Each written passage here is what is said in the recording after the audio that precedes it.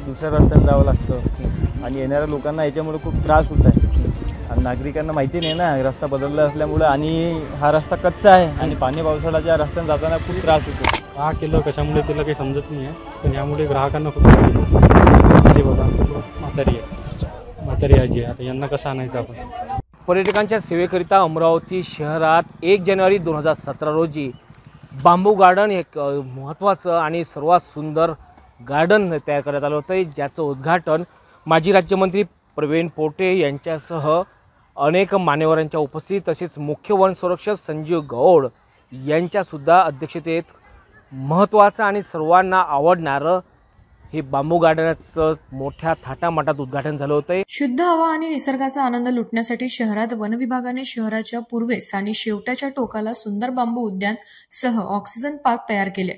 तसं पाहिलं तर ऑक्सिजन पार्कच्या आजूबाजूच्या दुर्गंधी कचऱ्याच्या ढिगाऱ्याने ऑक्सिजन संपण्याच्या मार्गावर आहे, तर दुसरीकडे 1 जानेवारी 2017 रोजी अमरावती शहराच्या शेवटाच्या टोकावर वन विभागाच्या हद्दीत शेकडो बांबूच्या प्रजातीने बांबू उद्यानाचे उद्घाटन करण्यात आले। उद्घाटन होताच बांबू उद्यानाकडे शेकडो पर्यटकांनी कुटुंबासह धाव घेतली। शहरात कुठेही असं उद्यान नसल्याने हळूहळू जिल्ह्यातून पर्यटकांची गर्दी वाढू लागली। येथे शेकडो बांबूच्या प्रजाती वाढून आता नव्याने दौडारा वाढल्याने हजारो पर्यटकांना आकर्षित करीत आहे। आता दररोज वन विभागाचा महसूल वाढला आहे, तर रविवारी सुट्टी असल्यामुळे शहरच नाही तर दूरवरून पर्यटक आपल्या कुटुंबासह उद्यानाकडे धाव घेत आहे। मात्र आता याच बांबू उद्यानाचा नव्याने तयार करण्यात आलेल्या प्रवेशद्वाराचा प्रश्न ऐरणीवर आल्याचे दिसून येत आहे। जुना प्रवेशद्वार वन विभागाने पर्यटकाकरिता बंद केला, तर उद्यानात येण्यासाठी नवीन राष्ट्रीय महामार्ग उड्डाण पुलाच्या काही अंतरावर भलमोठे प्रवेशद्वार नव्याने तयार करण्यात आले। मात्र याच प्रवेशद्वाराच्या पर्यटकांना विसर पडला असून थेट जुन्याच प्रवेशद्वारजवळ दाखल होतात। तेथून पुन्हा वाहनाने मागे वळण घेऊन जो मार्ग स्मशानभूमीकडे जातो त्या मार्गाचा अवलंब करून बांबू गार्डन प्रवेशद्वारजवळ दाखल होतात। मात्र या मार्गाने जाणे सुद्धा तितकंच सोपं नाही। 100 मीटर अंतरापर्यंत तुम्हाला दगड चिखलाचा सामना करावा लागतो। एकीकडे पावसाळा सुरू झाला आणि चिखलाच्या मार्गावर अनेकांची वाहने चिखलात फसतात।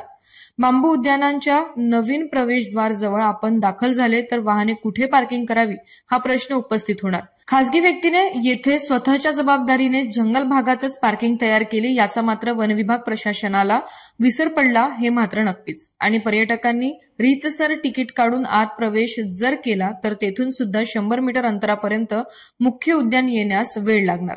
त्याही डाव्या बाजूने जंगल परिसर, आता पावसात वाढलेली हिरवळ वनस्पती दिसून येते। नवा प्रवेशद्वार कोणत्या कारणामुळे निर्माण करण्यात आला याबाबत वन विभाग अधिकाऱ्यांना विचारणा केली असता रविवार सुट्टीचा दिवस असल्यामुळे संपर्क होऊ शकला नाही। मात्र आमच्या विदर्भ मतदाराने बांबू गार्डनच्या नवीन मार्गाचा आढावा घेतला असता या मार्गाने जाणे म्हणजे एक आव्हानच असल्याचे दिसून आले। जर याच मार्गावर सुरक्षा रक्षक सज्ज नसला तर अनुचित घटना घडण्यास वेळ लागणार नाही। यासोबतच या मार्गाने जाणे अनेक तरुणी, महिला आणि कुटुंबांनी टाळल्याचे दिसून आले। एकमेव उद्यान समजल्या जाणाऱ्या बांबू गार्डनच्या नवीन मार्गावर निर्माण होणाऱ्या अनेक समस्याकडे वन विभाग प्रशासनाने लक्ष देण्याची मागणी आता नागरिकांकडून केली जात आहे। पुढील टप्प्यामध्ये पाहणार आहोत की बांबू गार्डनच्या या प्रशासनाच्या सोबतच पर्यटकांची कोणती महत्त्वाची भूमिका राहणार आहेत आणि समस्या कोणत्या राहणार आहेत ते पुढील टप्प्यामध्ये आपण पाहणार आहोत। कॅमेरामन सागर ताळीसोबत मी अजय शृंगारे, पात्र विदर्भ मतदार, अमरावती।